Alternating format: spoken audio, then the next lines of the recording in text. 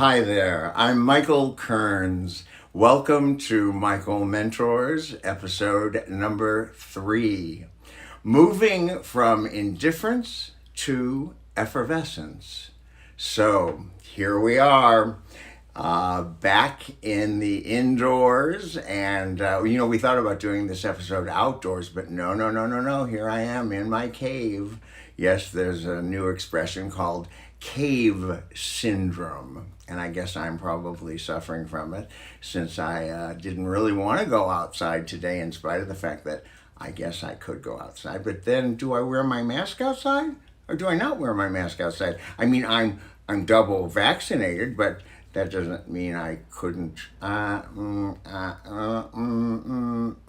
What? No one knows, right? No one has the answer.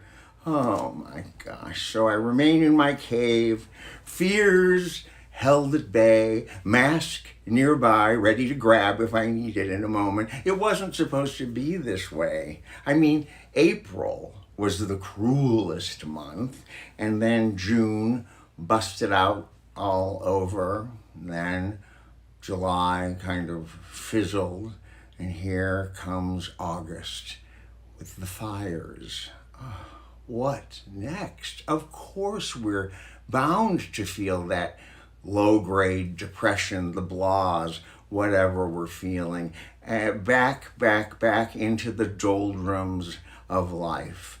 Yes, some call it languishing. I love that word, languishing. It's not a good one, though. It's when we don't quite feel like ourselves, when we're not summoning that peppy get up and go, that we're just not necessarily depressed, but not necessarily able to function at our optimum. So I thought those days were going to end.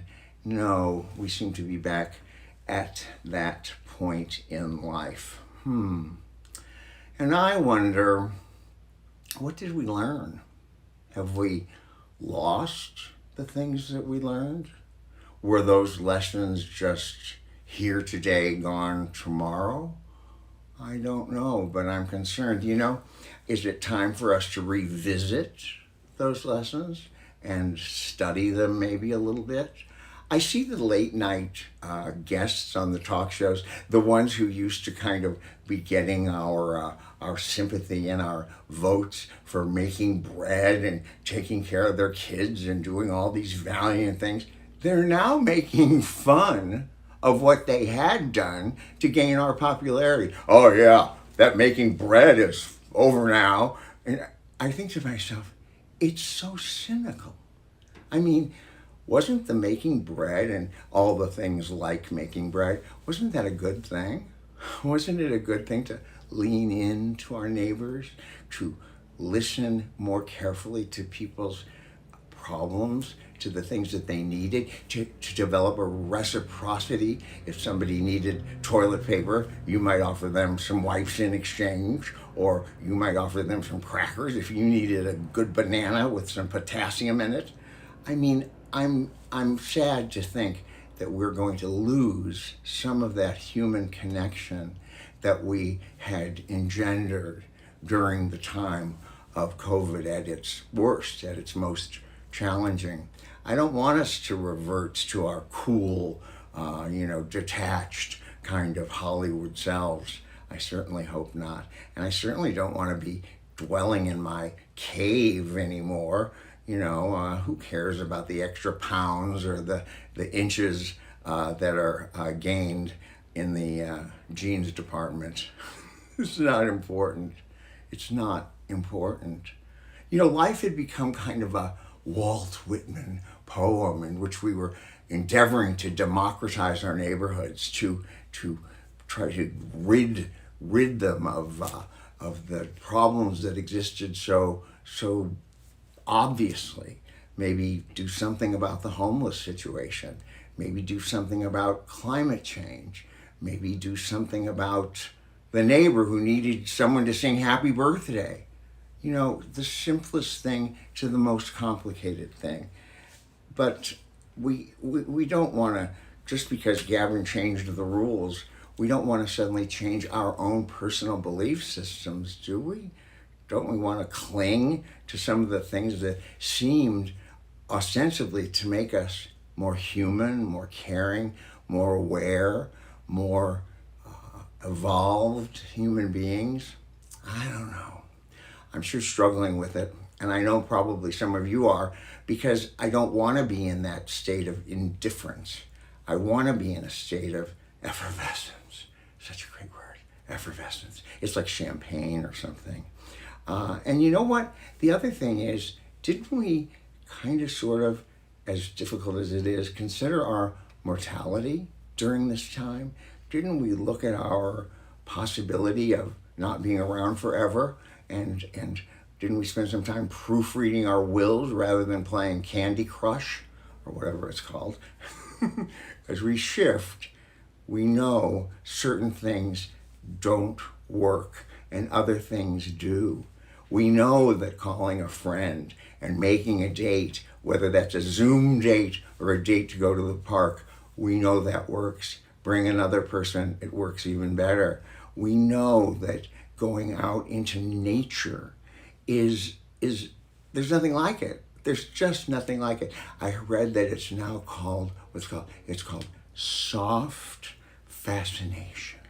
Now, soft fascination could, describe other things, but I think that in terms of nature, it's the perfect two words together. Soft fascination. I think we all need some soft fascination. We know that sitting in that desk at the computer is not good for us.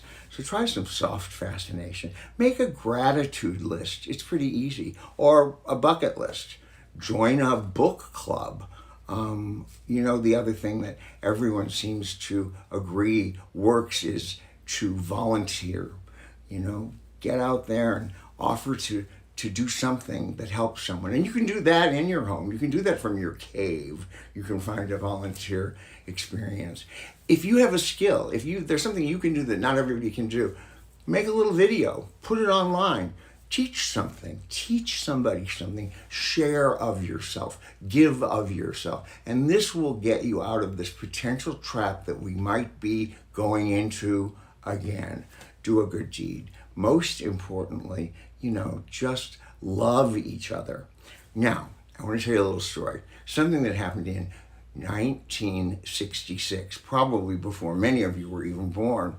And keep in mind, 1966, this was before so many of the tragedies and the sadnesses and the grief that overtook us, before the Kennedy brothers died, before Malcolm died, before Martin Luther King's death, before all of the race riots, before Selma, before the Chicago riots, before Rodney King, before the Twin Towers, before HIV and AIDS, before George Floyd, before Black Lives Matter. All of those things that we've survived COVID now. Think of the tragedies that have happened and think of how we've summoned ourselves in some way. We are so strong. But someone said that this little affair, big affair, that Truman Capote hatched in 1966 could never have happened after these other things happened. He threw the black and white ball in New York City, which some say was as great of a legacy as some of his books. And he had people attend wearing masks. Now, those masks didn't necessarily cover the right things, but they were outlandish. And every big name star and society person attended this ball, and people just went into a state of absolute effervescence. And I'm suggesting that all of you can come up with your own way of expressing effervescence, whether that's throwing a Zoom party in your living room or calling some friends and gabbing on the phone and putting on silly hats and throwing confetti in the air. I don't care what you do, but I want you to find some effervescence in your life so we will get through all of this COVID-2 together. Yes, we will. Oh my goodness. Have a great COVID experience in spite of the sadness and the tragedy and the grief